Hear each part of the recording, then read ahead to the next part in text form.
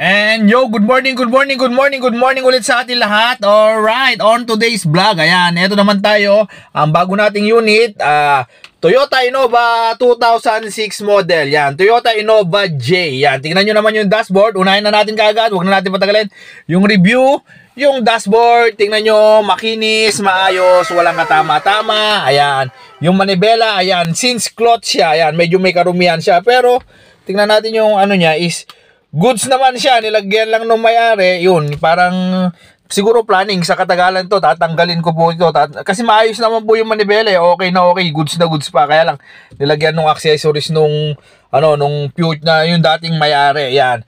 Pero yung aircon nito po, goods na goods, yan, stock yung stereo niya, kung ano po nabili, yun po, ang normal na issue ng isang Innova, yan. Mostly, halos lahat ng nawakan kong Innova, yan. Yung takip dito, yan, natatanggal. Ito yung mahinaan sa klase ng isang Innova. Pero goods naman, pwede mo na rin lagyan ng accessories dyan. Wala na nga lang yung takip. So, may lalagyan mo dyan, lalagyan ng tissue, alcohol, or etc. etc. O, yan, manual transmission siya, since J, ayan. Tapos, ayan yung sidings niya, makinis pa, maayos. Yung upuan, ayan, may konting light ng konti, ayan. Pero all goods pa naman. Ang kagandahan kasi dito sa EJ naman mga kapeptok is all leather siya. Ayan, tingnan natin sa likod. Leather din siya. Tinatanong nyo kung ano yung tumutulog. Ito lang yun, yung takip niya dito sa hood para para kahit mainitan, na pre-preserve natin yung dashboard natin. So, tingnan natin sa labas, yung mga pintura, etc. etc. So, eto. Sa labas, ito yung makikita mo sa labas, yung paint, all goods, kumbaga, kung i-rate ko from 100, yung pinakamaganda, siguro 80%. May konting issue, ayan, may konting magasgas, yan. Yan lang naman, pero kayang-kayang i-rub yan, siguro pagka may time tayo, i-rub natin, pero yung pinakasulit ka sa lahat dito mga kapepto, is eto, ayan, yung gulong niya, bagong-bago. Tapos purchase siya 2022. Ayan, so ibig sabihin bagong-bago pa, okay pa, makapal pa. Week 24 ng 2022 siya na purchase. So ibig sabihin bago yan. Dalawa yan. Sama mo na rin yung likod. Tapos ang isa pang masusulit ka rito is yan. Yung registration niya ending 8. So ibig sabihin dapat paso na siya ngayon. Pero ayun, naparehistro na yan. So newly registered na.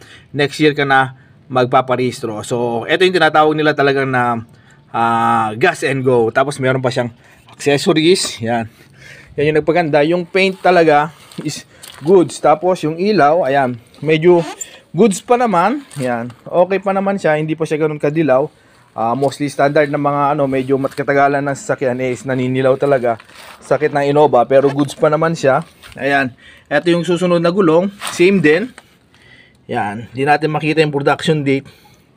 Pero ayan, 24-2022 rin. Ayan. Goods pa rin siya. Ito. Sa likod, yung paint, okay. Ayan. Tapos ganun din.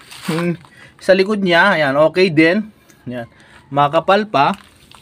Sa gitna. Ayan. Ito yung makikita mo sa gitna. Ayan. Yung, ayan, headliner, okay pa. Hindi pa marumi. Goods pa. Sariwa pa. Yung mga louver ng aircon, ayan. Goods pa naman, although yung maiba may hindi na naka-align, pero okay pa rin naman. Importante, intact pa rin siya, hindi siya nakatanggal. Then, ayan yung likod. So, tingnan naman natin yung likod. Dito sa likod niya, all goods pa rin. Ayan, Innova J, ayan. Toyota Innova J, ayan. Tapos, syempre, yung napakaganda, napaka-importante, ayan. Ang logo natin, sticker natin. Yun, oops. Ayan, pasensya na, nandito pa. Ayan, eto, i-print na rin natin yung niya, kung gusto nyo. Ayan, meron pa siyang free na seat cover. Eto yung pinatatakip natin pagka mainit. So, ayan, eto yung likod niya.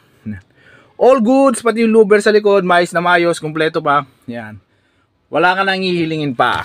At syempre, ang location natin, para sa magtatanong, location natin is Burot, Tarlac City. Ang contact number natin, ayan, palalabasin natin. Yan, contact number labas. Yan.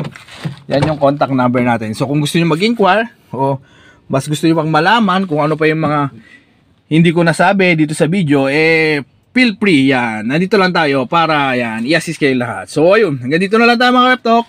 God bless everyone. Mabuhay ka hanggang gusto mo. Ganda. Yan, meron pa siyang rain gutter. See you on my next vlog. Bye-bye. Short introduction lang. Hintayin nyo yung talagang vlog nito.